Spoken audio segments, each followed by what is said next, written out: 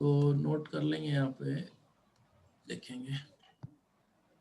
बाद में नोट करोगे, साथ साथ करना है? साथ साथ कर लेते हैं। साथ साथ लिखेंगे, साथ साथ साथ साथ लिखेंगे।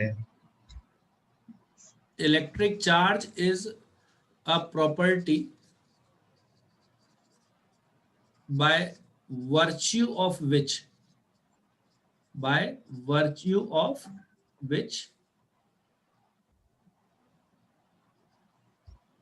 an object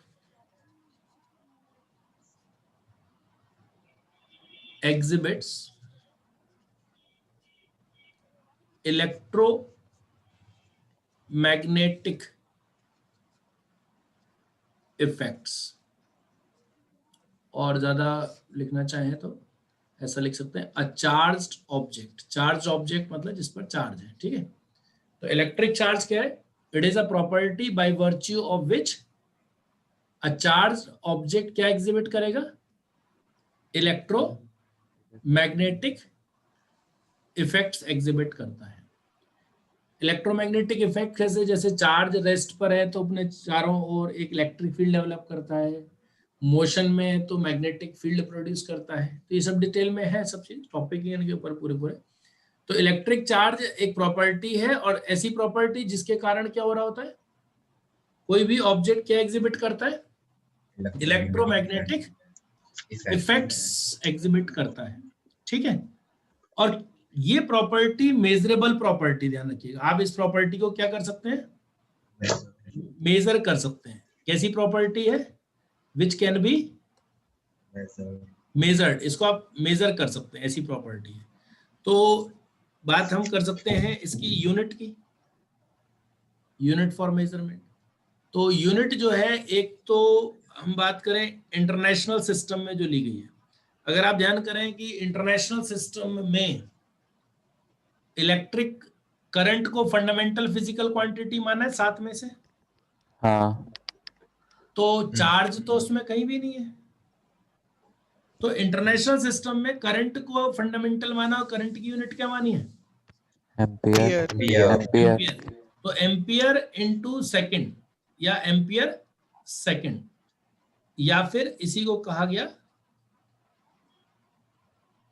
coulomb. ये यूनिट ली गई है इंटरनेशनल सिस्टम में। सीजीएस में, CGS system actually incomplete system था। ध्यान करो, मास, लेंथ और टाइम, सिर्फ 3 फंडामेंटल क्वांटिटीज थी इसमें। तो इसी में 2 सब सिस्टम्स बनाए गए। सीजीएस में 2 सब सिस्टम्स बनाए गए। सब सिस्टम जिसको कहा गया ESU। क्या नाम दिया गया? ESU। What is ESU standing for? Electrostatic unit.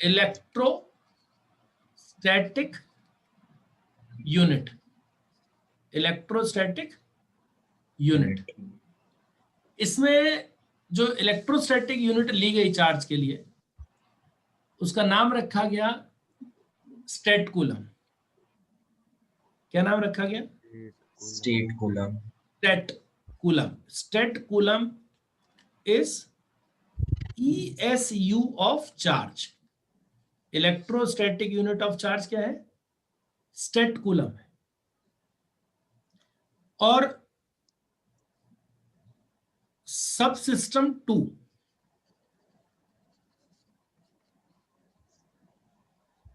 ये है EMU, electromagnetic unit. Electromagnetic unit of charge जो है वो है एब कूलम। एब coulomb is EMU of charge. कैसे पढ़ेंगे? इलेक्ट्रोमैग्नेटिक यूनिट कौन सी है चार्ज की? इलेक्ट्रोमैग्नेटिक यूनिट कौन सी है चार्ज की? एब कूलम। एब कूलम। देखिए इंटरनेशनल सिस्टम में आप देख सकते हैं कि हमने इंटरनेशनल सिस्टम में करंट को क्या माना था? ध्यान करिए, एम्पियर। करंट को फंडामेंटल माना। ध्यान करो, यस सर। करंट को फंडामेंटल माना, चार्ज को फंडामेंटल नहीं माना। ध्यान करें, राइट। तो जो SI यूनिट ली गई है इंटरनेशनल सिस्टम में, वो कौन सी ली गई है? एम्पियर इंटू सेकेंड, और उसी को क्या नाम दिया गया? कूलम। उसी को कूलम कहा गया। और फिर जो CGS सिस्टम है, CGS सिस्टम में दो सब सिस्टम्स बनाए गए। कौन से दो सब सिस्टम्स बनाए गए? ESU एक- and EMU। एक जिसको कहा गया क्या? ESU ESU यानी इलेक्ट्रोस्टैटिक स्टैटिक यूनिट। यूनिट, और दूसरा सब सिस्टम बनाया गया EMU। EMU जो है इलेक्ट्रोमैग्नेटिक यूनिट। Electromagnetic unit. ठीक है, तो ESU ऑफ चार्ज क्या है? State electrostatic coulomb. Unit of charge क्या है? State state coulomb coulomb is electrostatic unit of charge. Charge, और एफ कूलम क्या है? Electromagnetic unit of charge. Magnetic unit. Electromagnetic unit of charge. बोलिए, copy हो जाए तो Yes, बता sir. दें हो गया। सभी का। Yes sir. चलिए आगे बढ़ जाए। मतलब अब यस सर। कूलम जो है प्रैक्टिकली बहुत बड़ी यूनिट है। प्रैक्टिकली बड़ी यूनिट होने का मतलब क्या होता है? जैसे अगर मैं आपसे कहूं कि लाइट ईयर किसकी यूनिट है? डिस्टेंस की। अब मैं आपसे कहूं कि आपकी हाइट कितने लाइट ईयर है, तो इट साउंड्स एब्सर्ड कि यार अपनी हाइट मीटर में बता दो, सेंटीमीटर में बता दो, ठीक है। अब ये लाइट ईयर्स में क्यों? क्योंकि जो यूनिट होनी चाहिए वो अप्रोप्रिएट होनी चाहिए। ऐसा नहीं कि कुछ भी यूनिट बोल दो। यूनिट तो ठीक है, कॉन्सेप्चुअली ठीक है, लेकिन न्यूमेरिकल डाटा तो बहुत छोटा आ जाएगा ना। मतलब आपके बाल की थिकनेस बोलने लग जाए, बोले कितने किलोमीटर थिक है, तो वो चीज आपको ध्यान रखनी होगी कि प्रैक्टिकली यूनिट ऐसी होनी चाहिए कि न्यूमेरिकल वैल्यू जो है वो बहुत ज्यादा छोटी या बहुत ज्यादा बड़ी नजर नहीं आनी चाहिए। ठीक है, भले मैथमेटिकली वो चीज चल जाएगी। तो कूलम जो है इलेक्ट्रोस्टैटिक्स में, अब जैसे लाइट ईयर है तो बड़ी यूनिट है कि छोटी यूनिट है? बड़ी यूनिट है। एक्चुअली डिपेंड करेगा। अगर आप मान लीजिए कोई गैलेक्सी है, उसका डिस्टेंस पता कर रहे हैं बहुत दूर, तो पता लगा लाइट ईयर भी छोटी बैठ गई, वहां पे पैरालैक्टिक सेकंड यूज कर देते हैं और बड़ी यूनिट चाहिए, है ना। तो कौन सी चीज छोटी है कौन सी बड़ी है तो डिपेंड करेगा क्या सिचुएशन में यूज कर रहे हैं। हाँ। पॉइंट सर, जैसे अब आपका मास पूछे तो कहेंगे कितने टन का, तो कोई मतलब नहीं है ना। नहीं, तो बेसिक पॉइंट क्या है कि जैसा मैग्नीट्यूड वैसी यूनिट होनी चाहिए। ठीक है, तो कूलम क्या बड़ी यूनिट है? तो coulomb is practically a big unit. क्या सभी जगह? नहीं। Big unit of charge in electrostatics. अब मैग्नेटिज्म में भी पढ़ेंगे इसको, तो इलेक्ट्रोस्टैटिक्स में ये बहुत बड़ी यूनिट है, सब जगह नहीं, ध्यान रखिएगा। अगर बड़ी होती तो हम इलेक्ट्रोमैग्नेटिक यूनिट ना लेते। एक कूलम बहुत बड़ी यूनिट है। स्मॉल ई एक सिंबल हम यूज कर रहे होंगे बहुत बार। एलिमेंट्री यूनिट हमारा ज्यादातर सामना इलेक्ट्रॉन के चार्ज, प्रोटॉन के चार्ज के टर्म्स में होना है। तो एलिमेंट्री यूनिट ऑफ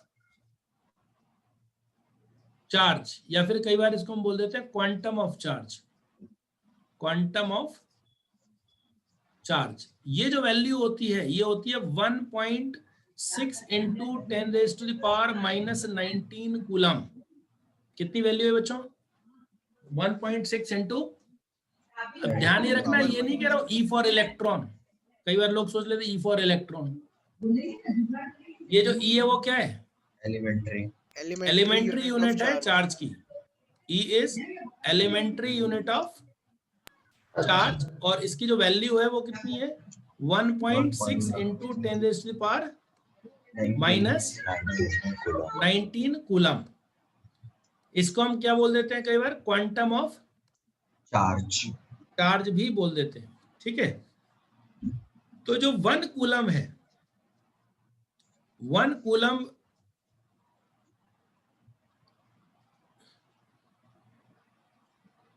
को अगर मैं इस वैल्यू से डिवाइड करूं तो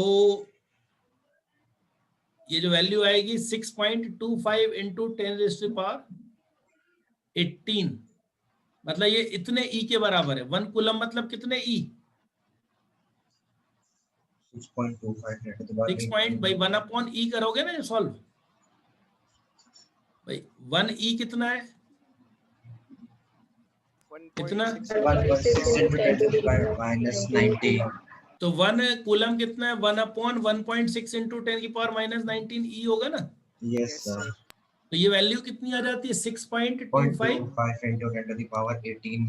चाहो तो ऐसा कर लो एक बार मैं रेसिप्रोकल में भी लिख देता हूँ 1 अपॉन 1.6 इंटू 10 की पावर माइनस 19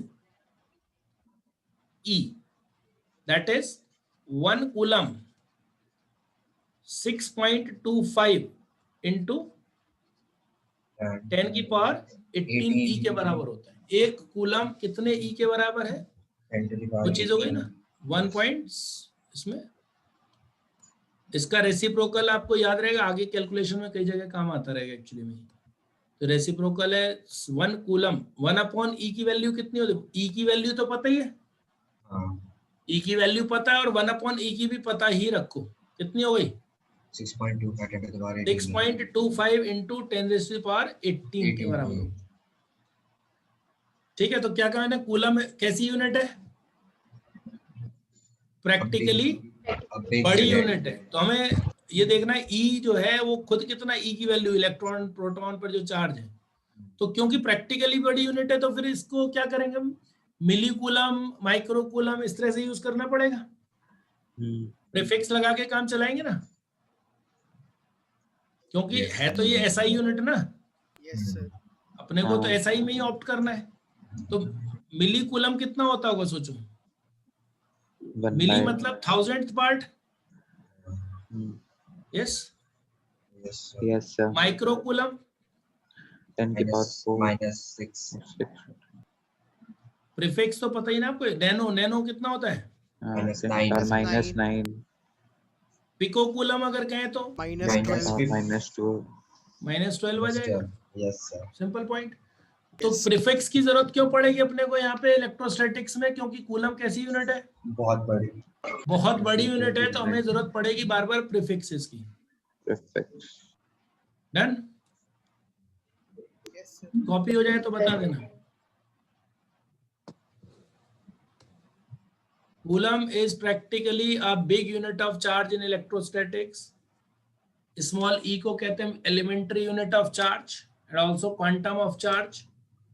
और e की जो वैल्यू है that is 1.6 into 10 raised to the power minus 19 coulomb 1 coulomb जो होता है वो कितने के बराबर होता है तो हमने देखा 1.6 into 10 raised to the power minus 19 reciprocal ले लिया और रेसिप्रोकल वैल्यू कितनी हो गई 6.25 इंटू 10 की पावर 18 ई के बराबर हो गई Done, sir. सर ये एलिमेंट्री यूनिट ऑफ चार्ज है वो पॉजिटिव है नेगेटिव को पर डिटरमाइन कर रहे हैं वो क्या? कुछ नहीं कह रहा हूं मैं प्लस माइनस कुछ भी नहीं कह रहा हूं बस ये वैल्यू हो गई ना कि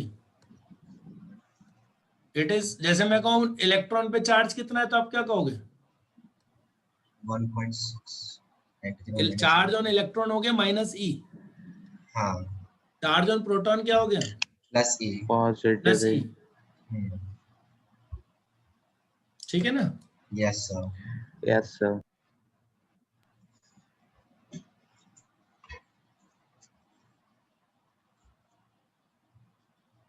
वन स्टेट कूलम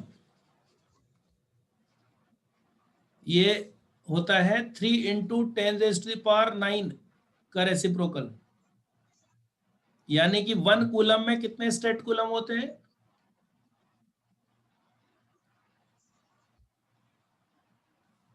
ठीक है और 1 एब कूलम इज 10 कूलम यानी कि 1 कूलम इज 1 अपॉन 10 एब कूलम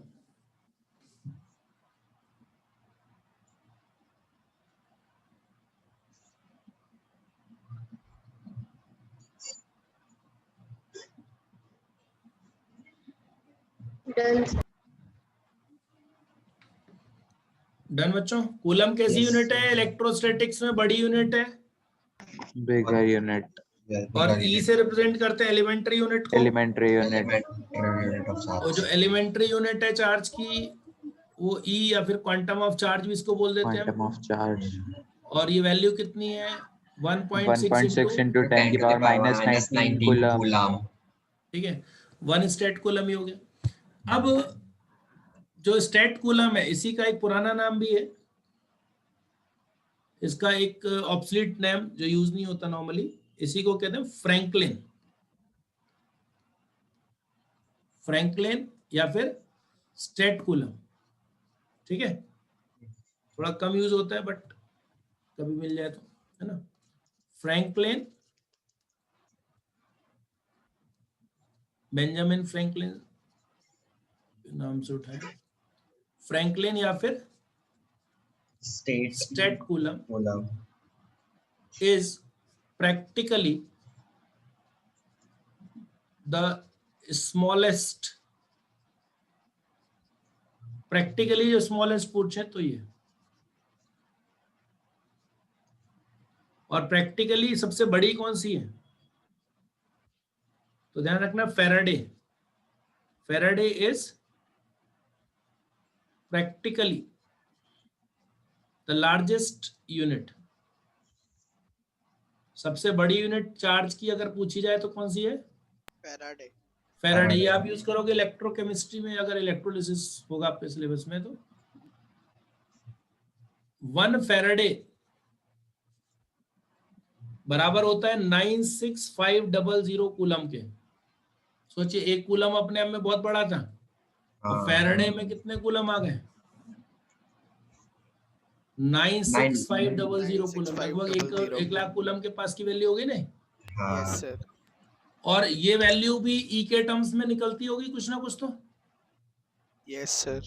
तो 1 फैराडे जानते हैं कितने इलेक्ट्रॉन्स या ई लगेगा, एवोगैड्रोस नंबर इनटू ई, मतलब 1 मोल ई, जो 1 मोल ई है वो कितना होता है 1 मोल ई 6.02 इज into 10 की power 20। 1 Faraday, that is 1 mole E is 1 Faraday. अब 1 मोल आप समझते हो कितना नंबर है,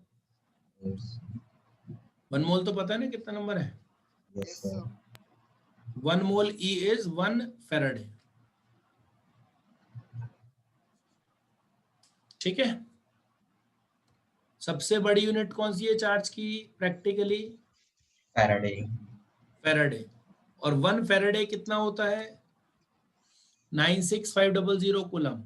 चलिए कहां तक लिख लिया था, पूरा लिख लिया, ये हो गया था।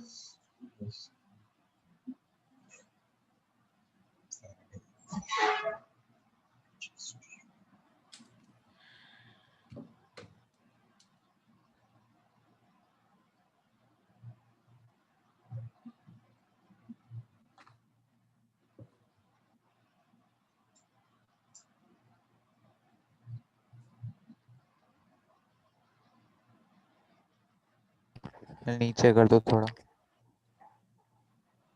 ऊपर या नीचे, पीछे रहना है, नीचे नीचे।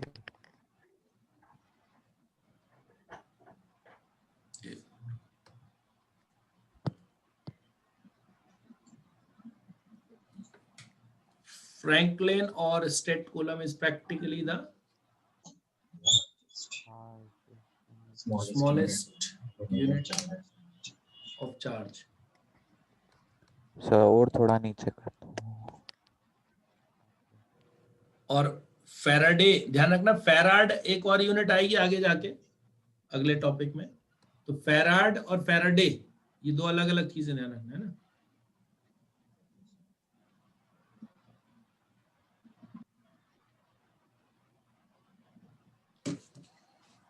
तो 1 फैराडे कितना होता है 96500 कूलम, और कितने ई के बराबर है, मतलब अगर मैं आपसे कहूं कि कितने इलेक्ट्रॉन इकट्ठे होकर 1 फैराडे चार्ज कर पाएंगे इकट्ठा, है ना 1 मोल ए, 1 मोल या प्रोटॉन बोल दो तो, है ना।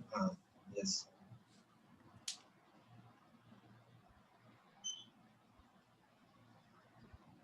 अभी क्या क्या हो गया अपना, चार्ज क्या है, it is a property by virtue of which a charged object exhibits electromagnetic effects unit क्या बताई मैंने आपको इसकी, एक तो SI यूनिट ली हम लोगों ने, SI यूनिट कौन सी ली है, ampere second ampere into second, इसी को क्या कहा गया, कूलम कहा गया, ठीक है।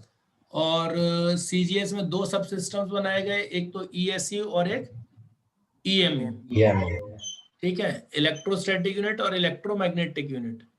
इलेक्ट्रोमैग्नेटिक यूनिट का नाम क्या है, एब कूलम, और इलेक्ट्रोस्टैटिक यूनिट ऑफ चार्ज क्या है, स्टेट कूलम स्टेट कूलम। और कूलम अपने आप में बहुत बड़ी यूनिट है जैसे कहा, लेकिन हर जगह नहीं है इलेक्ट्रोस्टैटिक्स में। E elementary unit of charge है, इसकी वैल्यू याद रखना है, और इसके रेसिप्रोकल को भी याद रखेंगे। 1 कूलम कितने E के बराबर होगा, 1 कूलम कितने E के बराबर होगा, 6.25 into 10 to the power 18 इसका रेसिप्रोकल हो गया, इसका रेसिप्रोकल मतलब 6.25 समझ है, 0.25 into 10 की पावर 18 18E। फिर 1 मिली कूलम कितना है, 10 to the power minus 10 की power -3 coulomb, nano coulomb, pico coulomb, micro coulomb. I think ये तो क्लियर होगा प्रीफिक्सेस है। yes sir और 1 स्टेट कूलम में कितने कूलम होते हैं, 1/3 into 10 raised to the power 9 coulomb, यानी 1 कूलम कितना हो गया, 3 into 10 raised to the power 9 state 9 coulomb 10 की पावर 9 स्टेट कूलम। और ऐसे ही एक एप कूलम में होते हैं 10 कूलम, यानी 1 coulomb is equal to 1/10 F coulomb. सबसे बड़ी यूनिट कौन सी है, प्रैक्टिकली सबसे बड़ी यूनिट है चार्ज, फैराडे। फैराडे। 1 फैराडे कितना कूलम है, 96,500 coulomb. and it is 1 mole E, right? 1 mole E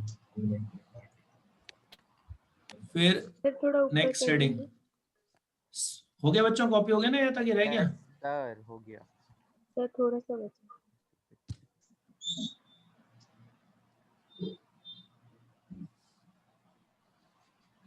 yes sir हो गया। Then next heading is specific charge. Specific charge normally use किया जाता है, जैसे इलेक्ट्रॉन है, प्रोटॉन है, मतलब ऐसे चार्ज पार्टिकल जिनका चार्ज और मास ये तो फिक्स ही है। तो स्पेसिफिक चार्ज किसको कहा गया, the ratio of charge to mass for a particle. Charge to mass ratio किसी पार्टिकल के लिए क्या कहलाया, is called its specific charge. Specific charge simple point है, चार्ज और मास का जो रेशियो है उसको स्पेसिफिक चार्ज कहा गया, यानी कि Q/m। Q से दिखाते हैं चार्ज को ज्यादातर, ठीक है, yes sir. S = Q/m।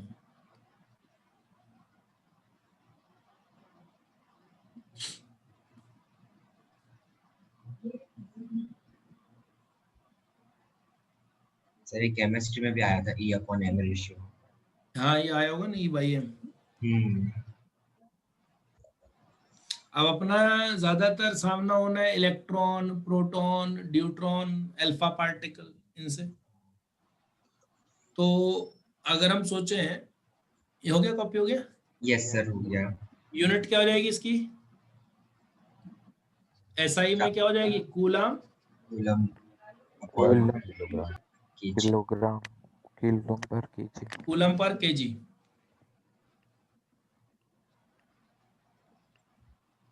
Yes sir.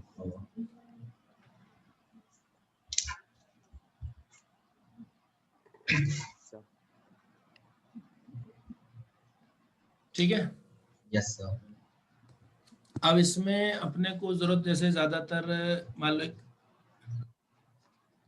आगे भी जाके कुछ टॉपिक्स में जरूरत पड़ेगी, तो एक पार्टिकल, उस पर चार्ज, उसका मास और उसका स्पेसिफिक चार्ज, थोड़ा बहुत याद भी रहे चीजें तो अच्छा रहेगी। तो एक हम पहले उन पार्टिकल्स की बात कर रहे हैं जिनसे हमारा सामना हो नहीं है, जैसे अपने को इलेक्ट्रॉन है, प्रोटॉन है, ड्यूट्रॉन है। ड्यूट्रॉन जानते हैं क्या होता है, yes sir, hydrogen square hydro H2 H2 1H2। क्या है ड्यूट्रॉन, वन वो हेवी वाटर हम्म, 1H2 heavy hydrogen सर उसका वो है आइसोटॉप isotope of आइसोटॉप है, hydrogen हाँ। आइसोटोप कौन है? ड्यूट्रॉन है, ड्यूटीरियम है? ड्यूट्रॉन अरे हाँ ड्यूट्रॉन, ड्यूट्रॉन और ड्यूटीरियम में कोई अरे फर्क है या एक ही है? सर 2 अल्फा पार्टिकल होता है ड्यूट्रॉन। अरे मैं कुछ और पूछ रहा हूँ, ड्यूट्रॉन और ड्यूटीरियम में कोई फर्क है क्या? है सर, है तो सही ड्यूटेरियम आइसोटॉप है। स्पेलिंग में फर्क लग रहा है? नहीं, ड्यूटीरियम और ड्यूट्रॉन में क्या फर्क है बताओ? ड्यूटेरियम उसका आइसोटॉप है और ड्यूट्रॉन 2 अल्फा पार्टिकल है। ना, ये सच नहीं है। फिर क्या सोचते हैं? ड्यूट्रॉन और ड्यूटेरियम कौन बताएगा? बताओ भाई। नहीं पता है भूल ड्यूटीरियम का जो न्यूक्लियस होता है ना, उसको कहते होंगे ड्यूट्रॉन उसका नाम है ड्यूट्रॉन। ड्यूटीरियम का जो न्यूक्लियस है उसका नाम क्या है? Deuteron, deuteron deuteron. तो deuteron is nucleus nucleus of deuterium. Deuterium. Alpha particle क्या है? 2 हाइड्रोजन। तो है deuteron is nucleus of deuterium. और ड्यूटीरियम तो आपको पता ही हाइड्रोजन का आइसोटोप है, यस Sir. सर। यानी उसके न्यूक्लियस में क्या होता है? one proton and one one proton and, one neutron और ऐसे ही अल्फा जो पार्टिकल है वो न्यूक्लियस होता है हीलियम का। हीलियम का न्यूक्लियस है ये, ठीक है? Yes sir. sir तो इलेक्ट्रॉन पर चार्ज जो है वो -e है, प्रोटॉन पे चार्ज +e है। plus e न्यूट्रॉन पर कितना चार्ज होगा, प्लस या माइनस? plus e प्लस और अल्फा पार्टिकल पर +2 प्लस E. 2e +2e होगा ना, हीलियम का न्यूक्लियस बोल रहे हैं ना, हाँ हाँ, helium plus में 2e. plus 2e तो +2e हो गया। हाँ, अब जो प्रोटॉन का मास कितना है? 1 लेते हैं One. 1 point 1 into 10 minus 27। 27 neutron का किलोग्राम मास इसका डबल कर दें, हाँ। क्योंकि न्यूट्रॉन का मास और प्रोटॉन का मास अप्रोक्स तो बराबर ही होते हैं ना, ठीक है? yes sir और इलेक्ट्रॉन का मास प्रोटॉन के मास से कितना होता है? 1840 या 1837 से डिवाइड कर दे तो आ जाएगा ना। हाँ, ध्यान करो, पढ़ा होगा ये केमिस्ट्री में। sir यस सर पढ़ा है। हाँ sir तो मैं उनको एमपी के टर्म्स में लिख दे रहा हूँ। क्यों लिख दे रहा हूँ, उसका रीजन है, स्पेसिफिक चार्ज अगर मैं प्रोटॉन का sp मान लूं तो इसका जो स्पेसिफिक चार्ज इलेक्ट्रॉन का क्या होगा, ज्यादा या कम? कम होगा नहीं ज्यादा होगा ज्यादा अब इसमें ड्यूट्रॉन में क्या कहते हो? में कम होगा और इसमें अल्फा में भी देखो ध्यान से, कहने का मतलब सारी Yes, वैल्यूज divide याद करने की जरूरत नहीं है। और ये लगभग कितना होता है, इतना। तो एक का याद हो जाएगा तो सबका याद हो जाएगा ना। 8 कूलम Yes, पर sir. kg। भाई आप देखो ना, ई भी 1.6 वाला है और ये भी 1.67 है। 1.6 को 1.67 से डिवाइड करोगे तो क्लोज वैल्यू आ जाएगी ना। yes sir 1.6 को डिवाइड करो 1.67 से, कितना आ रहा है? अप्रोक्सीमेटली 0.958 आ रहा है, 0.96, मतलब 10। समझ रहे? 0.96 इंटू 10 की पावर 8 कूलम पर केजी, लगभग में कितना मान लोगे वही 10 की पावर। 8 coulomb per kg। अब इसका याद हो गया तो दूसरों का अपने आप हो जाएगा ना भाई। अगर इसका ये पता लग गया तो दूसरों का भी पता लग गया ना, क्योंकि हमने दूसरों को किसके टर्म्स में लिख लिया, प्रोटॉन के एसपी के टर्म्स में लिख लिया ना। sp के। बोलो। Yes sir. तो व्हाट इज स्पेसिफिक चार्ज, बताओ। चार्ज और चार्ज अपॉन मास का जो रेशियो है इसको क्या कहते हैं हम? Specific charge. स्पेसिफिक चार्ज कह रहे हैं, तो आपको सिर्फ क्या करना है, प्रोटॉन का स्पेसिफिक चार्ज आप पहचान के रख लो। तो ये लिख लिया था आप लोगों ने स्पेसिफिक चार्ज के बारे में, है ना। Yes, अभी sir. टेबल बना लो ये वाली।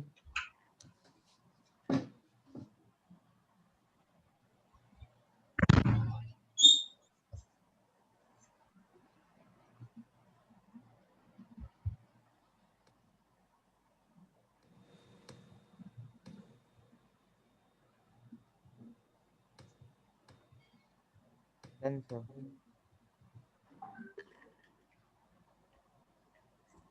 सर एक बार आप प्रोजेक्टाइल, अच्छा चलो ठीक है।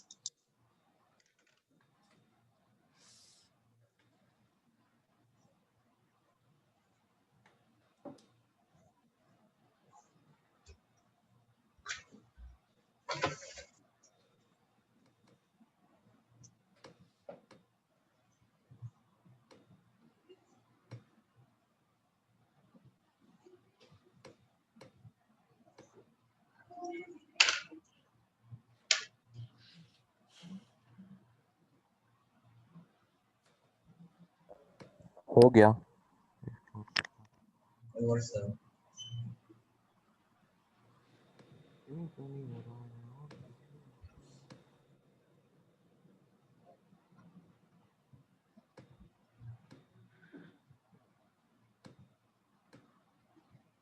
बाकी लोग भी बता देना, हो जाएगा ना। हो गया सर। डन। Yes sir. सभी का हो गया बच्चों। बताओ प्रोटॉन का स्पेसिफिक चार्ज कितना होता है। SP 10⁸ coulomb. प्रोटॉन का specific 10 to the charge power exactly 8. तो कितना आ रहा है, 0.9 0.96 into 10 to 0.96 power into into 10 की 10 to the power power 8. 8 coulomb 10 पर to 10 की पावर 8। और वैसे जो अपना काम तो 10 की पावर 8 से 10 ही की चल पावर जाएगा। 8। और अब किनके स्पेसिफिक चार्ज बराबर है, ध्यान से देखो। ड्यूट्रॉन और अल्फा। न्यूट्रॉन और अल्फा का स्पेसिफिक न्यूट्रॉन चार्ज और सेम है अल्फा ना। Yes yes sir. Yes sir. तो ये ध्यान रखना, आगे काम आएंगी ये चीजें, है ना। सभी का हो गया। Yes sir. Yes sir. Yes sir.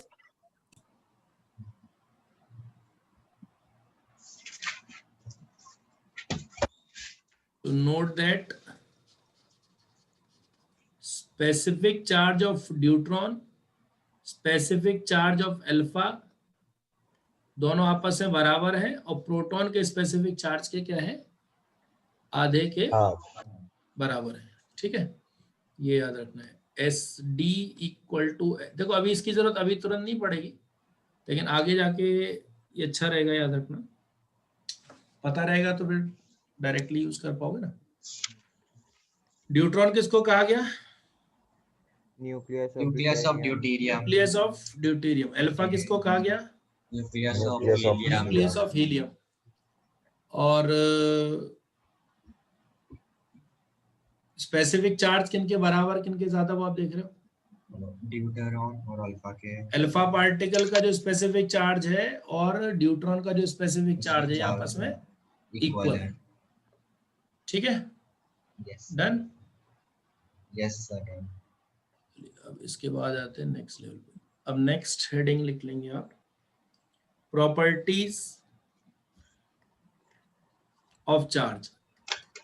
Actually ये क्या फीचर्स ऑफ चार्ज है, चार्ज क्योंकि खुद ही प्रॉपर्टी है ना, तो चार्ज के क्या फीचर्स हैं वो जान रहे हैं हम लोग, है ना।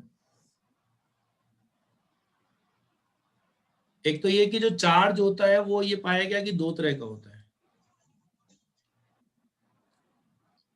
काइंड्स कितनी तरह का है,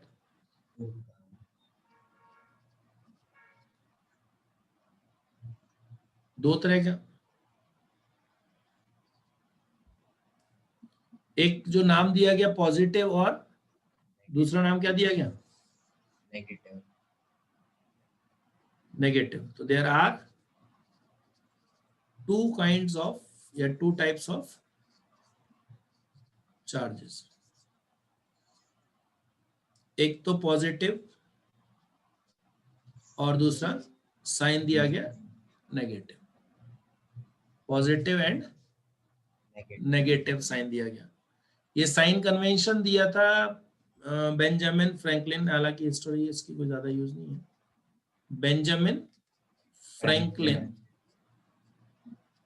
gave this convention। दो अलग अलग तरह का चार्ज होता है, तो उसके लिए बेंजामिन फ्रैंकलिन ने एक चार्ज को पॉजिटिव माना और एक चार्ज को नेगेटिव मान लिया। एक्चुअली बहुत पहले पॉजिटिव और नेगेटिव नाम यूज नहीं किए जाते थे, but now that is history only. ठीक है। तो दो तरह के चार्ज है, एक कौन सा? पॉजिटिव और एक नेगेटिव टाइप। ठीक है।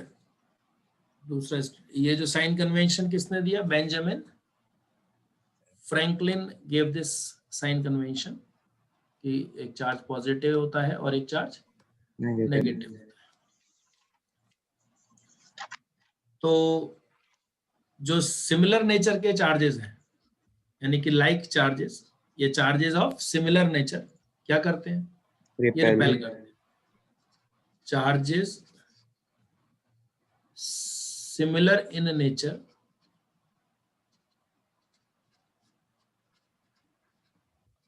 Repels each other. क्योंकि चार्जेस के बीच में इलेक्ट्रोस्टैटिक फोर्स लगती है। चार्जेस क्या करते हैं?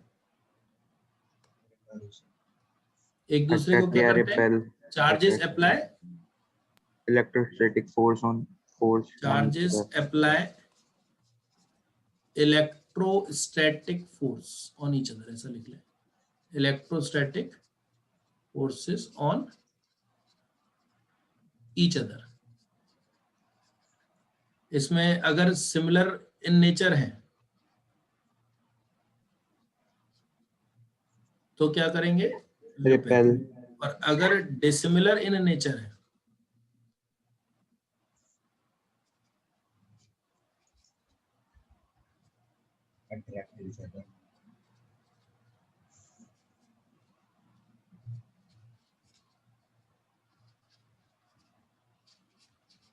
तो अट्रैक्ट करते हैं। Charges apply electrostatic forces on each other if similar in nature Repel.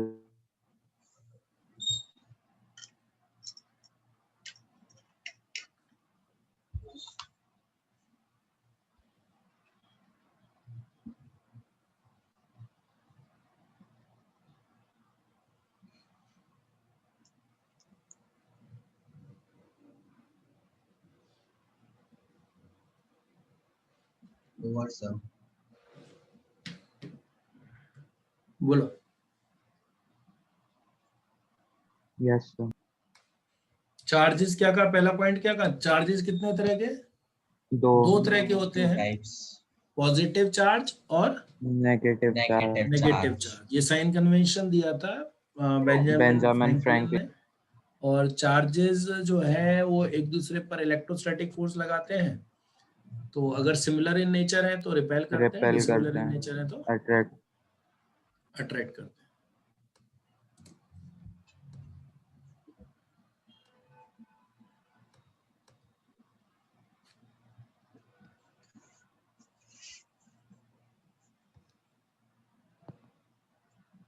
चलिए कुछ क्वेश्चंस यहाँ पे हम लोग ट्राई करते हैं।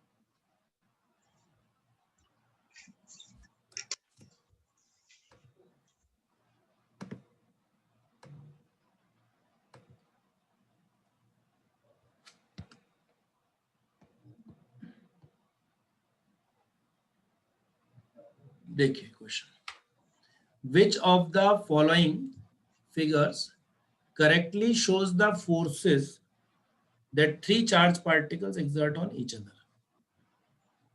फोर कौन सा डायग्राम सही हो सकते हैं? फोर मान लो ये मैं ऐसे ही मान लेता हूँ रैंडमली, ये प्लस है, इन दोनों में अट्रैक्शन शो किया है, यस ये क्या होना चाहिए? नेगेटिव अब इन दोनों में रिपल्शन शो किया है, इसका मतलब ये क्या होना चाहिए? पॉजिटिव इसमें होना और चाहिए। इसमें ये वाला और ये वाला, ये क्या रिपेल कर रहे हैं एक दूसरे को? यस कर रहे हैं। गलत अब है ये पहला वाला। पॉजिटिव है ये वाला, और ये वाला नेगेटिव है, तो इनको क्या करना चाहिए? अट्रैक्ट करना अट्रैक्ट करना चाहिए था ना, रिपेल कर रहा है। और ये रिपेल कर रहे हैं, इसका मतलब गलत गलत हो गया ऑप्शन। इसका मतलब गड़बड़ है ना। हम्म तो एक मिनट,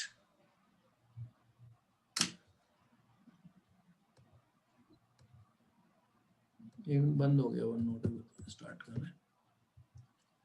सर ये पेजेस लीव करने इन क्वेश्चन के लिए सीडब्ल्यू में, क्या इन क्वेश्चंस के लिए स्पेस लीव करना है क्या? क्वेश्चन तो रफ में कर लेंगे ना। Sorry, I didn't understand.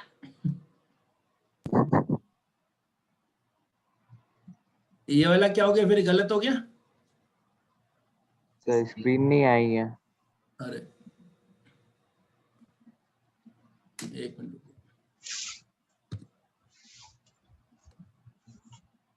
कहाँ गया ये?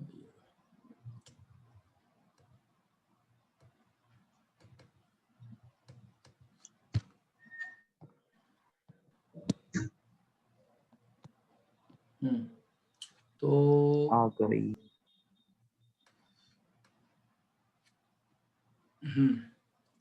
पहला तो गलत हो गया, क्लियर है? Yes sir. फिट नहीं बैठ रहा अपने उस पे। अब इस पर आ जाते हैं, मान लो ये प्लस है तो ये वाला क्या होगा? प्लस होगा सर। ये रिपेल कर रहे हैं ना। हाँ और ये वाला और ये वाला भी रिपेल कर रहे हैं, ये भी प्लस होगा। ये भी प्लस होगा, वो तो भी इसका मतलब repel ये कर दोनों रहा है। रिपेल करने चाहिए, सही दिखाया है इसका मतलब? सही सर। सही है। Yes. सभी रिपेल कर रहे हैं एक दूसरे को, बराबर हाँ हाँ. चलेगा, सही है। सही है। अब इसमें देखें, क्या ये थर्ड वाला सच हो सकता है? यस सही सर है ये वाला भी। हम्म फोर्थ भी यस सही सर है। सही है ये दोनों तीनों अट्रैक्ट कर रहे हैं, यानी ये प्लस तो ये माइनस, माइनस। ये दोनों भी अट्रैक्ट कर रहे हैं, इसका मतलब ये माइनस तो ये, प्लस यानी इन दोनों को रिपेल करना ये चाहिए ना। भी yes yes sir sir Yes. सही है। सही ये है. भी नेगेटिव सही है। सही है। अगले वाले में सब एक दूसरे को अट्रैक्ट कर रहे हैं, ये गलत सारे है। पॉजिटिव नेगेटिव नहीं। ये प्लस तो ये माइनस, ये माइनस गलत तो ये है। प्लस, फिर ये गलत दोनों है। अट्रैक्ट गलत कैसे है। करेंगे? होना था गलत है। गलत हो गया ना। Sir Yes. समझ आ गया तरीका? Yes sir. तो अपना एक तो कौन कौन सा सही हो गया, सेकंड वाला और थर्ड वाला। थर्ड वाला. Second and third. Done. Yes sir done. चलिए अगला क्वेश्चन देखिए। The electrostatic force by two charge particles on each other are oppositely directed when they are similar. in nature. When they- Similar है similar कि in dissimilar है, क्या कहते हैं? Similar. Similar in nature. और कोई किसी का जवाब, सच्चा या झूठा, कोई जवाब? Oppositely direct. अरे सर ये ऑलवेज होगा सर ये। ऑलवेज होगा ना, हाँ सर वो वेक्टर का है यहाँ पे। ध्यान करो। क्या? हाँ ऑलवेज होगा सर ये, सिमिलर हो या डिसिमिलर।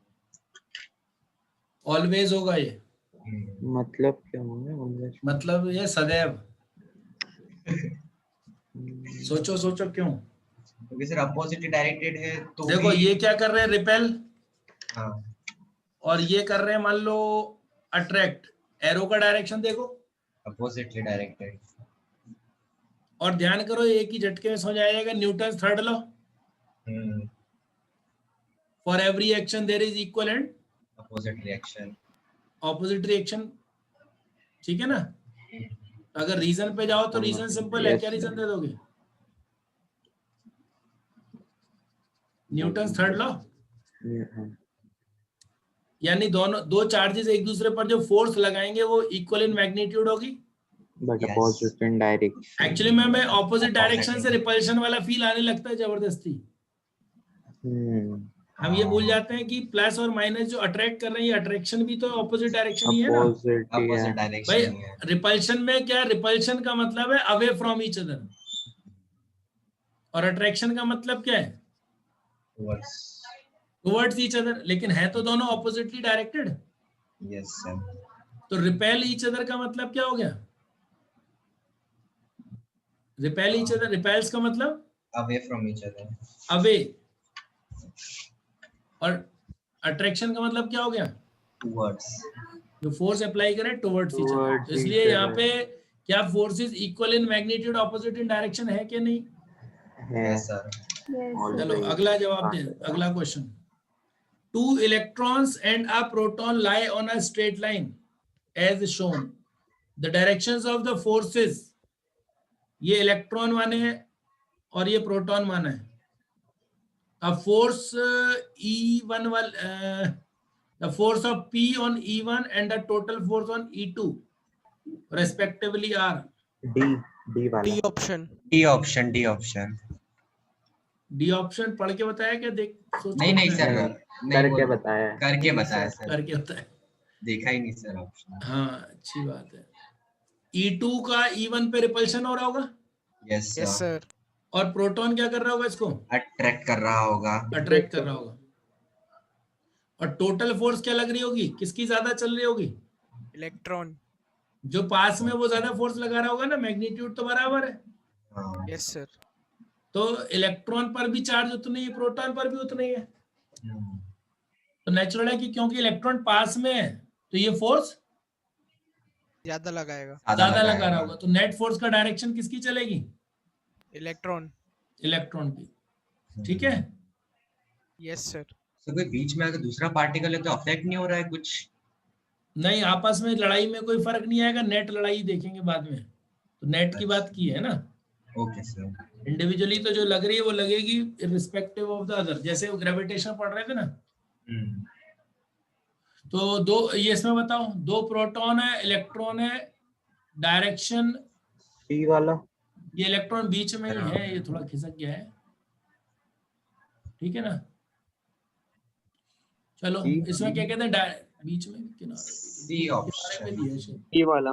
थोड़ा सा साइड में। Force of P1 on E, P1 on E किधर आएगा, इस तरफ, अट्रैक्ट कर की रहा है इस तरफ। तरफ। और P2 का इस तरफ। C option. अब ये थोड़ा सा पास में है P1 के, जो दिखाया वो सही है।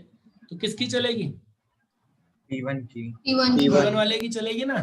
हाँ। तो फिर कौन सा आंसर आ जाएगा, D option. C. E option. D आ रहा है, डी। सर सी आएगा ना, अट्रैक्शन। P1 E पे। अरे P1 जो E पे लगाएगा? लगा रहा है वो किधर लगा रहा है, इधर लगा रहा है ना। P1 जो E पे लगा रहा है, हाँ इस तरफ लगा रहा है। तो अब ये वाला ऑप्शन, ये थोड़ी C वाला तो है ही नहीं ना। तो इसको अब attract P2 भी अट्रैक्ट कर रहा है, यानी ये लगा रहा है। है। और नेट हाँ। कौन सी लगेगी, P1 की चलेगी, हाँ। क्योंकि P1 के पास है। हाँ। तो कौन सा ऑप्शन लगाना है, D option. D option. D देखो अंडरलाइन किया ना। Yes sir. अब देखो अगला,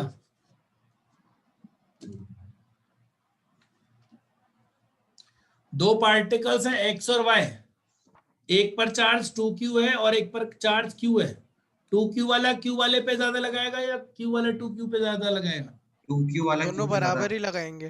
दोनों बराबर लगाएंगे। बराबर लगाएंगे। न्यूटन थर्ड लॉ, बराबर बराबर। न्यूटन थर्ड लॉ से सोचो। हाँ मास Equal and डिपेंड opposite. नहीं करता, equal and opposite. Newton's third law, third law. Equal in magnitude, opposite in direction. Direction. तो अभी हमने क्वेश्चन की इस बात पे कि चार्ज एक दूसरे पर इलेक्ट्रोस्टैटिक फोर्सेस लगाते हैं, जो कि क्या ओबे करती हैं, न्यूटन्स थर्ड लॉ। क्या कहते हैं, Third law. Newton's third law ओबे करती हैं। नीचे करती लिख है। सकते हैं, है ना। Yes. The electrostatic force by two charges on each other. The electrostatic force by two charges on each other obeys Newton's third law. third law.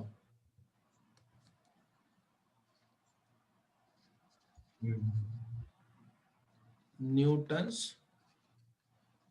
third law. मतलब क्लियर हो गया ना? Equal in magnitude, opposite in direction. तो चाहे attraction और चाहे repulsion, direction तो opposite ही माना जाएगा ना. बोलो. एक बार वो लास्ट वाला क्वेश्चन बता दीजिए. एक 2q चार्ज और एक q चार्ज है, दोनों में कौन किस पे ज्यादा लगाएगा? बराबर. बराबर ही तो लगाएंगे. न्यूटन थर्ड लॉ क्या कहता है? ये नहीं कि आपको लगे 2q वाला ज्यादा ताकतवर है, q वाला बेचारा कमजोर दुबला पतला, नहीं चलेगा. ठीक है. वो एक पोजीशन पे हर्ल्ड है ना, मतलब वहां से आसपास नहीं जा ये रहे. चीज वहां पे भी लग रही थी, जैसे अर्थ आप पर ज्यादा लगा रही है कि आप अर्थ पे ज्यादा लगा रहे हो? दोनों बराबर. बराबर लगा रहे हैं. ध्यान आ गई बात? Yes sir. Yes sir. अब वो तो आपका मास कम है, इसलिए जब छोड़ दिया जाता है तो अर्थ की तरफ गिरते हैं, वो एक अलग चीज है. हाँ. एक्सेलरेशन अलग आइडिया है, फोर्स अलग आइडिया, राइट? इसका एक्सेलरेशन ज्यादा होगा 2q वाले का कि q वाले का? 2q वाले का. q वाले का. क्यू वाले का एक्सेलरेशन होगा ज्यादा. कैसे बता रहे हो? क्योंकि मास उसका कम है. ज्यादा फोर्स उस पे कम लग रहा है. मतलब अरे फोर्स तो बराबर ही लग रहा है, फिर उसका यानी मास- विश्वास ही नहीं हुआ आपको. मास कम है सर उसका क्यू का. कैसे मास पता? कम, क्योंकि चार्ज ज्यादा है उसका. चार्ज. तो ये कम कौन है, सा रूल है चार्ज कि कम ज्यादा चार्ज है तो ज्यादा मास होगा? तो वो है ना इनवर्सली प्रोपोर्शनल. क्या था? चार्ज का मास से क्या लेना स्पेसिफिक देना? चार्ज में आएगा. स्पेसिफिक चार्ज के उससे देख सकते हैं. अरे दोनों के स्पेसिफिक चार्ज सेम बोले हैं क्या मैंने? नहीं. नहीं. वो तो अपने आप ही आपको फील आ रहा है जबरदस्ती का 2q है तो उसका मास ज्यादा होना चाहिए. सोचो आप. नहीं है? हाँ. कहीं कोई कनेक्शन है इसका? नहीं है ना. नहीं है. नहीं है. वो तो अपने आप एक सोचने में आ जाता है, तो वो चीजों से बचना है. ठीक है. एक्सीलरेशन Yes, भी sir. सेम होगा दोनों का. एक्सेलरेशन सेम होगा कि डिफरेंट होगा या पता नहीं है? पता नहीं है. पता नहीं. पता नहीं है ना अपने को. क्या पता जब तक क्या नहीं पता हो? मास ना पता हो. मास. हाँ. जब तक मास ना पता हो. ठीक है. यस. इलेक्ट्रॉन प्रोटॉन दोनों एक दूसरे पे इलेक्ट्रोस्टैटिक फोर्स सेम लगाएंगे या नहीं लगाएंगे? लगाएंगे. सेम लगाएंगे लगाएंगे. ना. लेकिन एक्सेलरेशन दोनों की सेम होगी क्या? नहीं होगी. इलेक्ट्रॉन नहीं. की ज्यादा होगी. इलेक्ट्रॉन की एक्सेलरेशन ज्यादा होगी क्योंकि इलेक्ट्रॉन का मास कम कम है. है. कम है. जिस पे चार्ज ज्यादा होता है उसका मास ज्यादा होता है क्या? ऐसा कुछ नहीं. रिलेशन नहीं है. कम होता है क्या? नहीं. कुछ भी नहीं है सर ऐसा रिलेशन. ऐसा कोई रिलेशन नहीं कि चार्ज बता दे तो आप मास का अंदाजा लगा लें, है ना? ठीक है. Yes sir.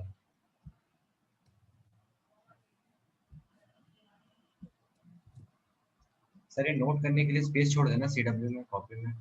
अब ओवर राइटिंग तो अच्छी नहीं लगेगी ना. बराबर है. है ना. एक मिनट और कुछ.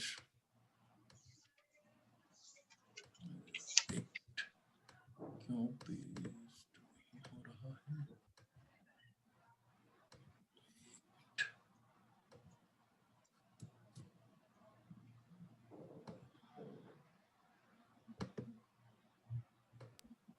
सर हम्म. तो बुकलेट और नोट जो आपने बोले थे वो उसके अभी ये इस चैप्टर के मिल जाएंगे क्या? उसके पीडीएफ कर दो कभी. इनके नहीं मिलेंगे जो आपको दिए वो वाले की पीडीएफ? हाँ वो नहीं, जो उनके पीडीएफ नहीं मिले. जो मॉड्यूल दिया उसके? हाँ मॉड्यूल से. नहीं, वो अलग है, ये शीट्स अलग है. बुक से अभी तो लॉकडाउन है यहाँ पे तो कैसे? मैं तो शीट दे ही रहा हूँ ना, तो लगा के शीट हो तो लास्ट में लगा लेना, वो लगाने होगा ना. जरूरत पड़ेगी नहीं उतना सारा दे ही रहा हूँ, कंटेंट की जरूरत नहीं पड़ेगी अभी, है ना. Yes. चलो ये बताओ.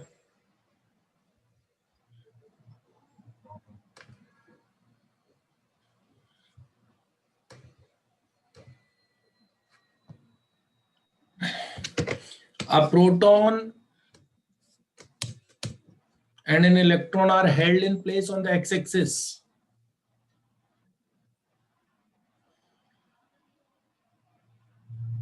प्रोटॉन कहाँ छोड़ दिया? Minus. x equal to minus D पे माइनस डी पर, और इलेक्ट्रॉन को कहाँ रख दिया? प्लस डी पर। प्लस डी पर।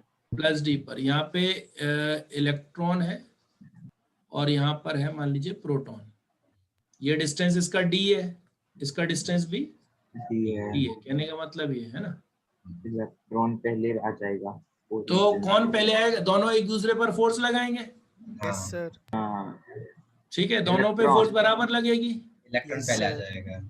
तो कौन पहले पहुंचेगा, ऐसे पूछा है। Electron electron electron. क्यों? मास कम है Mass इसका, कम क्योंकि तो एक्सेलरेशन कम है। इलेक्ट्रॉन का क्या होगा? ज्यादा होगा ज्यादा होगा प्रोटॉन प्रोटॉन से। से। इसलिए कौन जल्दी पहुंचेगा? इलेक्ट्रॉन जल्दी इलेक्ट्रॉन। पहुंच जाएगा। इलेक्ट्रॉन। तो टी और टीपी कौन, किसको ग्रेटर लिखूं? Time period of P proton P is ज्यादा greater than T. P ज्यादा। ठीक है, electron will reach, electron will win. ठीक है, यस सर। सेकेंड वाला क्वेश्चन देखो। If charges are free to move under the effect of mutual electrostatic force, क्या कहते हैं? एक्सेलरेशंस इक्वल होंगी या इक्वल ना भी हो? इक्वल होगी पर डायरेक्टेड अपोजिट होगी। क्या कहते हो? डी ऑप्शन नहीं डी ऑप्शन आएगा, बराबर हो भी सकती डी है, नहीं भी। ऑप्शन हो भी सकती वो है। तो नहीं मास भी। पे डिपेंड करेगा ना सर कि चार्ज का कितना मास है। तो कौन सा ऑप्शन लगा दे? डी लगा देना। हाँ डी ऑप्शन। Yes, भाई sir. वही तो बार बार कह रहे हैं कि फोर्स बराबर है, लेकिन एक्सेलरेशन तो अलग चीज हो गई ना। एक्सेलरेशन हो गई फोर्स अपॉन मास। मास। तो एक्सेलरेशन के बारे में नहीं कह सकते ना कुछ। क्या कहते हो? एक्सेलरेशन के बारे में बता पाना पॉसिबल नहीं है। नहीं है, क्योंकि एक्सेलरेशन सिर्फ फोर्स से थोड़ी तय होगी। किससे और डिसाइड होगी? अपॉन मास से भी। मास से। Mass. Force upon mass. तो मे भी हो मे और में नॉट भी। M naught. मे नॉट भी। Not big. ठीक है, yes sir. Acceleration is equal to क्या? Force upon mass. Mass. M और में मे नॉट भी इक्वल किस पर डिपेंड करते हुए? Depending on mass. मास। ठीक है, क्लियर हो गया idea? Yes sir. Yes sir. Yes, अभी हमने sir. पढ़ा चार्जेस कितनी तरह के? दो तरह के। सिमिलर चार्जेस एक दूसरे को क्या करते हैं? रिपेल करते हैं। डिसिमिलर चार्जेस एक दूसरे को क्या करते हैं? अट्रैक्ट। अट्रैक्ट करते हैं। जिसका मास, जिसका चार्ज ज्यादा उसका मास भी ज्यादा होता है क्या? नहीं। ऐसा कुछ नहीं है रिलेशन। ऐसा कुछ नहीं है, कुछ भी बता पाना पॉसिबल नहीं है। हाँ, अब इलेक्ट्रॉन प्रोटॉन में कैसे बता दिया? क्योंकि उनका मास क्योंकि पता इलेक्ट्रॉन है। का क्योंकि मास पता है कम होता है, आपको। प्रोटॉन का ज्यादा हाँ। होता है। पता है, इसलिए तो। हाँ। ठीक है, चलिए अब इसके बाद नेक्स्ट पॉइंट पर आते हैं हम लोग। नेक्स्ट पॉइंट इसमें लिख लेंगे, इलेक्ट्रिक चार्ज अगर रेस्ट पर हो। चार्ज रेस्ट पर मतलब जिस बॉडी पर चार्ज है वो रेस्ट पर हो। Electric charge if at rest produces electric field, produces, जगह छोड़ दी, कितनी छोड़ी है? छोड़नी है। 1 2 3 4 5 6 7 क्वेश्चन है। 2 पे छोड़ दिए। 2 पेज आ जाएंगे आराम से, है ना। तो electric charge if at rest produces electric field, if in motion तो क्या प्रोड्यूस करेगा? Produces magnetic field. और if in accelerated motion, accelerated motion मतलब कि वेलोसिटी क्या हो रही हो? Change. Changing.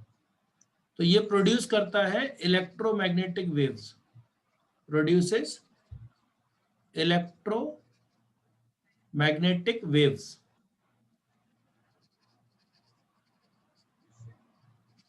Produces electromagnetic waves. ठीक है, फंडामेंटल प्रॉपर्टीज में है। अगर इलेक्ट्रिक चार्ज रेस्ट पर है तो प्रोड्यूस करता है इलेक्ट्रिक फील्ड, मोशन में है तो प्रोड्यूस करता है मैग्नेटिक फील्ड, मैग्नेटिक फील्ड, और अगर एक्सेलरेटेड मोशन में तो प्रोड्यूस करता है इलेक्ट्रोमैग्नेटिक। Electromagnetic waves. और सेकंड और थर्ड में डिफरेंस क्या है? हाँ। मैग्नेटिक देखो मोशन तो है ही, अब मोशन में भी अगर एक्सेलरेटेड मोशन है तो इलेक्ट्रिक फील्ड और मैग्नेटिक फील्ड दोनों प्रोड्यूस करेगा, और वो जो प्रोड्यूस होती है वो चेंज होती हुई है, वेरिएबल होती है, मतलब टाइम के साथ चेंज होने वाली। हाँ, तो इससे वो एक दूसरे को प्रोड्यूस कर सकती हैं। ये फंडामेंटल आइडिया धीरे धीरे समझ में आएंगे, टॉपिक वाइज आगे बढ़ते जाएंगे। अभी तो सिर्फ इंफॉर्मेशन है कि इलेक्ट्रिक चार्ज क्या कर सकता है, रेस्ट पर है, मोशन में, और मोशन में भी अगर एक्सेलरेटेड मोशन में।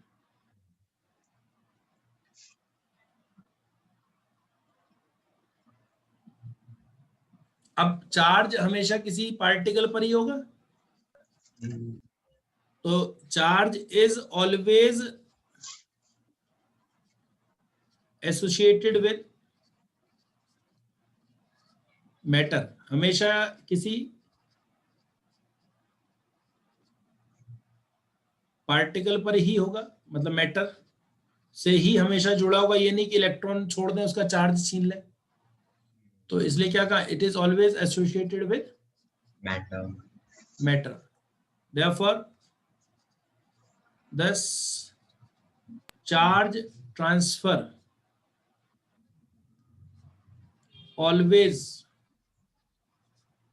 takes place with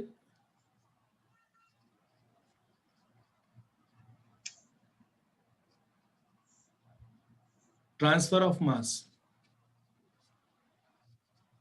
मतलब अगर आपने चार्ज ट्रांसफर किया तो नेचुरल है क्या ट्रांसफर और होगा, मास भी हो रहा होगा, मास का ट्रांसफर भी होगा ही। ठीक है, यस सर। मतलब ऐसा नहीं हो कि इलेक्ट्रॉन का चार्ज चला गया इलेक्ट्रॉन रह गया, इलेक्ट्रॉन जाएगा मास भी जा रहा है उसका, बट नेचुरल। ठीक है, yes sir.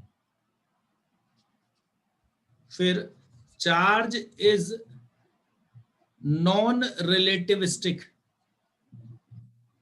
Non relativistic,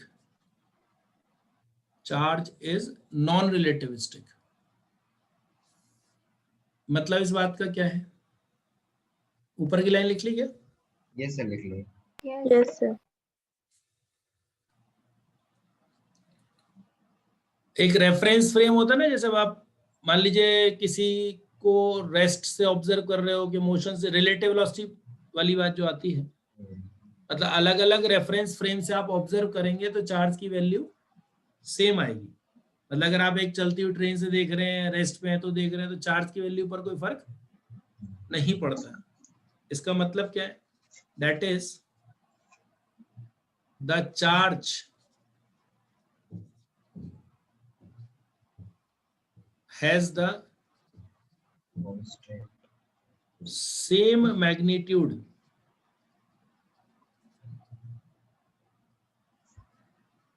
in all reference frames। मतलब आप चाहे किसी से भी ऑब्जर्व करें, जैसे आप वेलोसिटी है, जैसे वेलोसिटी अलग अलग रेफरेंस फ्रेम में क्या होती है, अलग अलग हो सकती है ना, लेकिन चार्ज का जो मैग्नीट्यूड है वो सभी रेफरेंस फ्रेम में क्या है, सेम है। मतलब ऐसा भी कह सकते हैं कि चार्ज ऑन अ पार्टिकल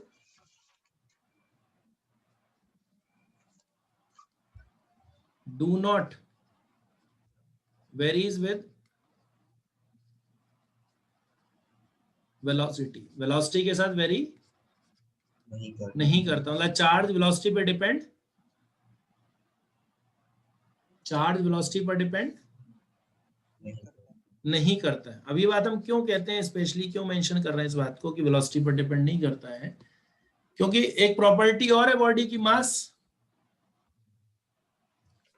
तो मास वैसे तो हमने देखो हमेशा यूज किया कि रेस्ट पर भी मास वही ले रहे हैं, मोशन में भी वही ले रहे हैं, बट प्रैक्टिकल फैक्ट है कि मास पर भी फर्क पड़ता है। हालांकि नॉर्मल वेलोसिटीज पे हम उस फर्क को इग्नोर करते हैं, लेकिन फैक्ट तो है कि मास क्या होता है,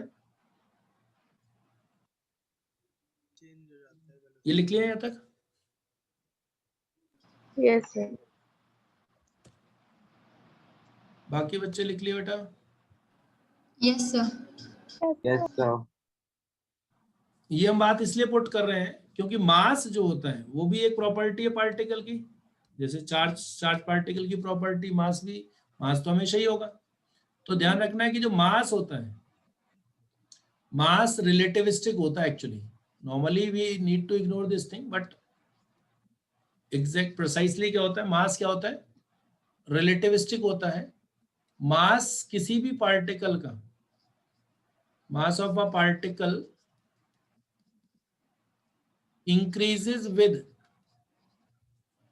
इंक्रीज इन वेलोसिटी। अगर वेलोसिटी बढ़ेगी ना तो मास भी क्या होता है, बढ़ता है। मास क्या होता है, रिलेटिविस्टिक होता है। और क्या कह रहा हूं मैं यहाँ पे, मास वेलोसिटी बढ़ने के साथ क्या होता है, बढ़ता है। अब ये बात हमने पिछले बार तो नहीं करी थी, काइनेटिक एनर्जी अगर बारे में बात कर रहे थे। एक्चुअली ये आइंस्टीन ने फॉर्मूला दिया है, देखिए, m equal to M naught upon 1 minus speed divided by C. C क्या है, स्पीड ऑफ लाइट है वैक्यूम में। सी सिंबल किसके लिए है, speed of light speed of in light है वैक्यूम। वैक्यूम।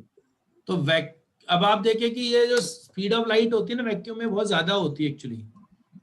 अब हम तो नॉर्मली कुछ मीटर पर सेकंड तक ही लिमिटेड ही है ना, इसलिए हम इस बात को इग्नोर तो कर सकते हैं। लेकिन अगर कोई पूछा जाए एग्जैक्टली तो एग्जैक्ट बात तो ये है।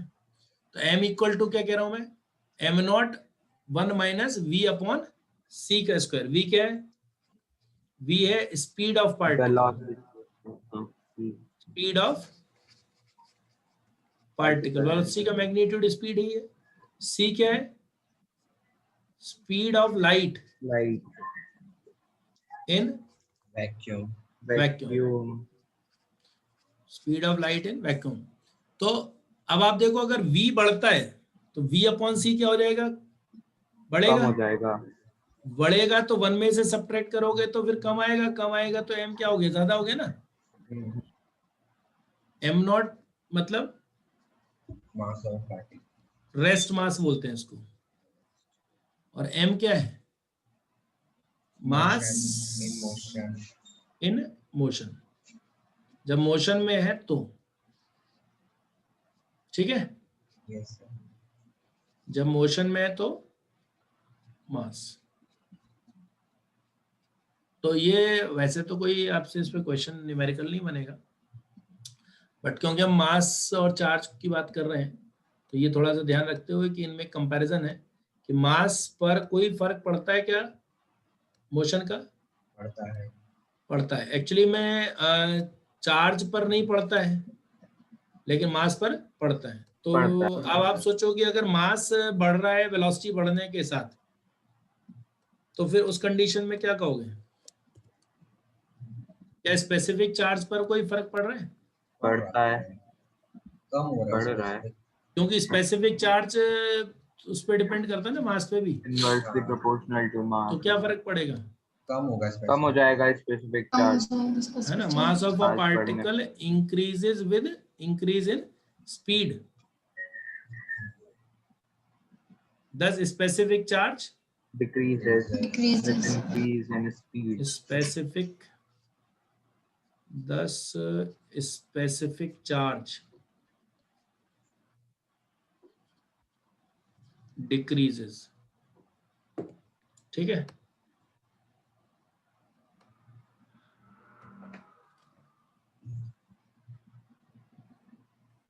With increase in speed.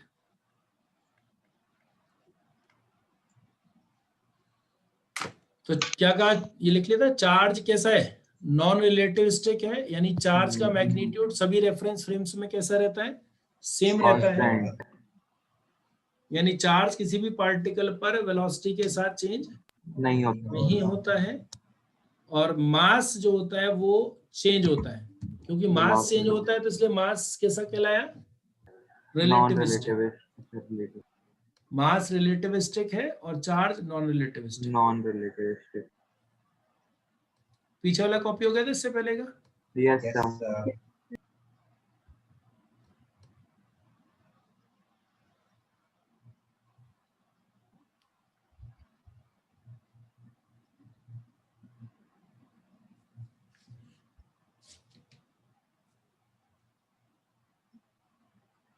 ये भी हो गया सर।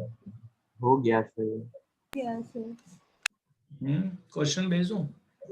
भेज दो। भेज दो। क्वेश्चन ये वाले जो करे थे। हाँ भेज दो। भेज दो भेज दो।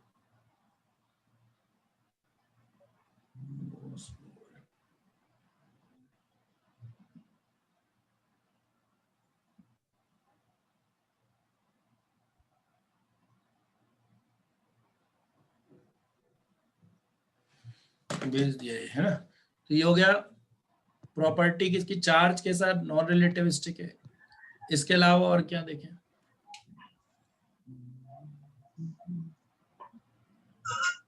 चार्ज एडिटिव होता है, इसे कहते हैं एडिटिव प्रॉपर्टी। जो हम साइन दे रहे हैं ना, आपने ये चीज बहुत पहले से यूज किया है कि एटम को हम न्यूट्रल कहते हैं। तो एटम न्यूट्रल क्यों कहला रहा है? क्योंकि जितना उस पर पॉजिटिव चार्ज है प्रोटॉन्स के फॉर्म में, उतना ही चार्ज उसके पास क्या है, नेगेटिव है। नेगेटिव है। तो net charge on a system is equal to algebraic sum of charges on all particles in the system। जितने भी पार्टिकल्स उस सिस्टम का हिस्सा हैं, उन पर जो भी चार्जेस हैं उन सबका क्या कर देंगे, अलजेब्रिक सम। अब एटम इलेक्ट्रिकली न्यूट्रल क्यों है? Atom is electrically neutral because of this property. ठीक है, इसी प्रॉपर्टी की वजह से एटम क्या होता है, इलेक्ट्रिकली न्यूट्रल रहता है। अगर कोई सिस्टम जो है अगर इलेक्ट्रिकली न्यूट्रल है, इसका क्या मतलब है कि उस पर कोई भी चार्ज नहीं है। क्या कहते हो? नहीं, चार्ज है चार्ज पर होता है। नेट चार्ज न्यूट्रल जीरो है है। तो लेकिन क्या वो इसका cancel हो मतलब रहा है। उसमें चार्ज उन- पार्टिकल्स होना चाहिए कि नहीं होना चाहिए? उन होना सब चार्ज चाहिए, पार्टिकल का सम जीरो चार्ज होना चाहिए। नेट चार्ज का जीरो होता है। सम नेट 0 चार्ज जीरो होगा। है ना। If an object is electrically neutral, तो डज इट मीन कि इस पर चार्ज नहीं होगा, चार्ज पार्टिकल्स नहीं है? नहीं या हो नहीं, भी सकते हैं और होते नहीं हैं, भी। होते हैं, होते हैं हो और होते भी हैं पर सकते हैं और हो नहीं भी। सर और एटम में होते हैं। नहीं भी हो नहीं भी। सकते हैं। अब लेकिन जैसे मान लो पेन है, पेन अब आपका न्यूट्रल है, तो न्यूट्रल है तो क्या है, पेन में चार्ज पार्टिकल्स नहीं है, पेन एटम है ना, सर है है। है है ना। सर ऐसे तो हर चीज एटम से बनी हुई है, तो सब में होना चाहिए। तो जहाँ एटम ही नहीं होगा। है हर चीज एटम से बनी हुई है, तो हर चीज में फिर तो चार्ज होना चाहिए। चार्ज पार्टिकल्स है ना सभी में, प्रोटॉन इलेक्ट्रॉन। तो सर मेन नोट भी का कहाँ से अपना आता है? ये तो मैं सिस्टम की बात कर रहा हूँ। ठीक है ना। में तो कुछ नहीं होगा। अगर कोई सिस्टम में मान लो न्यूट्रॉन न्यूट्रॉन ले लो, सिस्टम भी कोई नहीं सा ऐसा ले लिया इसमें सिर्फ न्यूट्रॉन न्यूट्रॉन है। हाँ या कोई मैं कह रहा हूँ एक सिस्टम है जिसमें इलेक्ट्रॉन भी है प्रोटॉन भी है। भाई I am not always talking about atom या physical object, system of particles.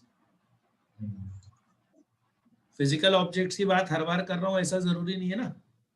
Yes sir. ठीक है ना। फिर क्वांटाइजेशन प्रॉपर्टी, क्वांटाइजेशन प्रॉपर्टी, एक होता है डिस्क्रीट, एक होता है कंटिन्यूअस। क्वांटाइजेशन जो है वो डिस्क्रीट के साथ है। क्वांटाइजेशन और कंटिन्यूटी ऑपोजिट आइडियाज है। किसी भी बॉडी पर जो चार्ज होगा ना, वो एक फिक्स वैल्यू का इंटीग्रल मल्टीपल होता है। क्या कह रहे हैं? एक प्रॉपर्टी क्वांटाइज कब कहलाती है? जब वो डिस्क्रीट हो। डिस्क्रीट है और एक पर्टिकुलर वैल्यू की क्या हो, डबल ट्रिपल क्वाड्रपल। तो चार्ज क्या है? चार्ज किसी भी सिस्टम पर एक वैल्यू है ई, उसका इंटीग्रल मल्टीपल होगा। ये क्या होना चाहिए? Integer. Charge on a particle, body और a system is always integral multiple of a fix value, और वो फिक्स वैल्यू क्या है? ई। ई को क्या कह रहे हैं हम? Quantum of charge. चार्ज। ठीक है। प्रॉपर्टी ऑफ चार्ज क्या है? Charge is quantized. मतलब क्या? कि charge on a particle, on a body और on a system is always integral multiple of a fix value, और वो फिक्स वैल्यू क्या कहला रही है? Quantum of charge. Charge. Quantum of charge. अब ई से छोटा चार्ज प्रैक्टिकली नहीं होता है। ई से छोटा चार्ज पार्टिकल नहीं है। चार्ज ऑन अ पार्टिकल या फिर सिस्टम ऑफ पार्टिकल्स या फिर body is always an integral multiple. समझ आ रहा है क्या चीज है क्वांटाइजेशन? Yes sir.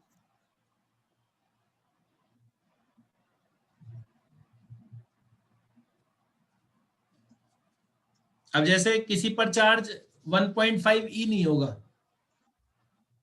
या तो 1 ई होगा या 2 ई होगा, इंटीग्रल मल्टीपल होगा। समझ आ गया ना? अब मेरे को E/10 हो जाएगा किसी पे क्या? नहीं होगा। E/10 हो जाएगा क्या? नहीं होगा क्योंकि नहीं हो सकता ना E/10। अगर होगा तो E, 2E, 3, 4E इस तरह की वैल्यू होगी हमेशा। ठीक है। तो डिस्क्रीट क्या होता है? डिस्क्रीट मतलब जो कंटिन्यूअस नहीं हो। डिस्क्रीट अलग अलग। जैसे अगर आप सोचते हैं कि कोई सी भी वैल्यू मिल जाए चार्ज की, तो ऐसा नहीं। जो भी वैल्यू आप डिस्कस करोगे चार्ज की, वो ई का क्या होती है? इंटीग्रल मल्टीपल होती है। हाँ, ये बात अलग है कि हम आगे जाकर के इस चीज को बार बार चेक नहीं करते हैं, but practically it is always integral multiple of quantum of charge.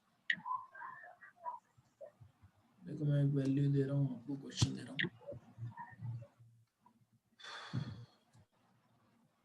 बताओ इसमें which of the following magnitude of charge cannot exist on a particle? सी वाला। सी ए हो सकता है क्या? हो सकता है। ई वाला हो सकता है क्या? ध्यान करो, ए हो वाला तो सकता ई हो है। गया ना, हाँ हो सकता और है ये भी। E/10 हो गया नहीं हो सकता। या 10E हुआ? E/10 हो गया। E/10 ये हुआ 10E, हाँ, और ये E/10 हो गया, 10 हो गया। ये नहीं हो और ये सकता भी सी वाला। 10E हो गया। हाँ। तो क्या कहते हो, क्या लगा आंसर? ये C। 10 D option. C option. अब क्वेश्चन, अगला क्वेश्चन पढ़ो तो आपको और क्लियर हो जाएगा क्वांटाइजेशन का मतलब।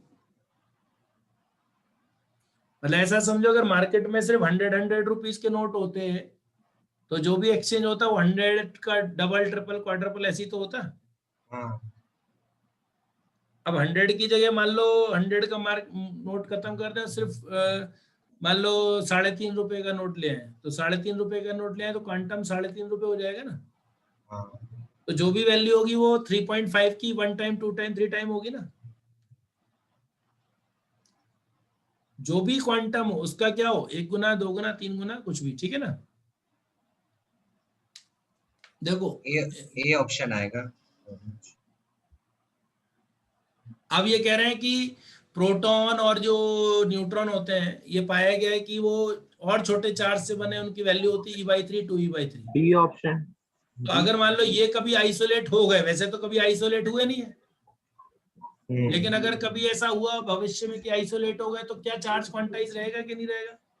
रहेगा। वो बस फर्क क्या आ जाएगा?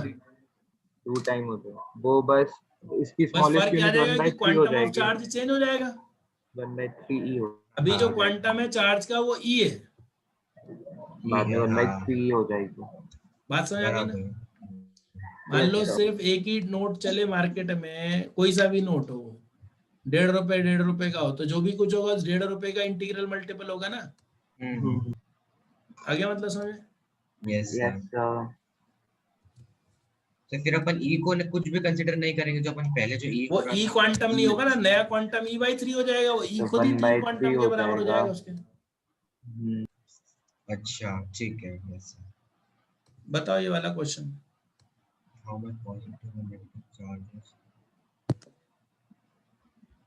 How much positive and negative charge is there in 250 gram water? Ne उसके मॉल Formula निकाल नहीं, के value। ई से मल्टीप्लाई करते हैं वो। वाटर में कितना पॉजिटिव चार्ज है, कितने प्रोटॉन होते हैं वाटर में? H2O 2 proton. वाटर में प्रोटॉन कितने होते हैं 10। एक मॉलिक्यूल में? H2O है ना, तो 2 है 10 ना। होते हैं। 10 होंगे। 10 प्रोटॉन होंगे ना, यस सर। और 10 ही इलेक्ट्रॉन। इलेक्ट्रॉन इलेक्ट्रॉन होंगे। होंगे, राइट? Yes. अब ये 250 ग्राम वाटर में कितने मॉलिक्यूल्स होंगे वाटर के? 13 कितने? 250 ग्राम 13.8 पानी में कितने मॉलिक्यूल होंगे वाटर के? नहीं 2 सेकंड Ne into 6.67 into 10 के पावर 23 into कितने होंगे क्या? 13.8 यस सर। into n, वो भी तो हो जाएगा एवोगैड्रो Na। नंबर। ये ना भूले, क्योंकि अगर उतने होते तो दिखते हैं मजे से। 6.67 into 10 के पावर 20। समझ आ गया नहीं आ गया? Yes sir. Yes. यानी कि चार्ज कितना हो जाएगा? 10 into 250 upon 18 into Avogadro's number, कितना ले लोगे? 10 के ठीक है। पावर 6 into 6.67 into 10 आगे समझ में? Yes sir. तो अगर 250 ग्राम पानी लेते हैं आप, 250 ग्राम वाटर, तो आप सोच सकते हैं उसमें प्रोटॉन्स का नंबर कितना हो जाएगा? एक मॉलिक्यूल में कितना है? 8 2 10 10 है। 10 प्रोटॉन है और 10 ही इलेक्ट्रॉन है। इलेक्ट्रॉन है। आगे समझे क्वेश्चन का मतलब? Yes sir. Molecule. Yes sir. तो Q इक्वल टू लगा दिया क्या? Ne। तो आप सोचो लगभग 10 की पावर 7 कूलम कितनी वैल्यू आ रही है? 6 into 10 की पावर 23। और ये भी, इसमें अभी E की मल्टीप्लाई नहीं की अभी हमने, E और मल्टीप्लाई करेंगे ना, ये तो सिर्फ नंबर निकला ना, ठीक है ना? ये मॉलिक्यूल्स का नंबर, ये मॉलिक्यूल, एक मॉलिक्यूल में प्रोटॉन का नंबर, और फिर सब पे चार्ज। Yes sir. Yes. ठीक है ना? Q equal to Ne। तो मॉलिक्यूल्स का नंबर कितना है? इतना। अब एक मॉलिक्यूल में कितने हैं? 10। आ गया सर 1.3 आ गया? 1.33 into 10 to the power 7। इतना कूलम पॉजिटिव और इतनी कूलम नेगेटिव, और नेट बोले तो 0। Yes sir. नेट चार्ज कितना हो जाएगा? 0. 0। 0।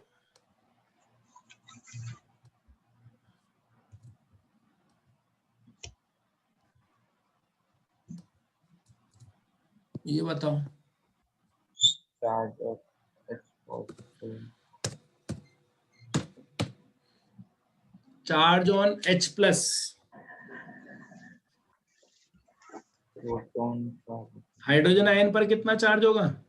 E के E होगा बराबर E 2E He plus plus 2E 2E Na plus E है ना? minus E। Yes sir. Minus 6 point इस बात के बराबर। ये तो आपको ध्यान आ गया होगा ना, ऑक्सीडेशन रिडक्शन में यूज करते रहे ना। ठीक है, बस बाकी अब कल बता दूंगा आपको। Next property, conservation of charge question हमें सारे करने हैं अभी, ये बच्चे हैं तो है। वो जो आपने भी भेजे हैं वो सारे करने हैं क्वेश्चन। नहीं, ये तो और आगे तक का, एक पूरी शीट ही भेज दी तो मैंने, अभी तो ज्यादा कुछ नहीं करने, वो तो जितने करवाए हैं वही है बस, और क्या। ठीक है ना? ये आपको जो मैंने शीट भेजी है, इसमें पेज नंबर 4 तक ही है जो भी कुछ है ना। यस तो उसमें तो वो थ्योरी ज्यादा है जो आप लिख ही चुके हो, है ना।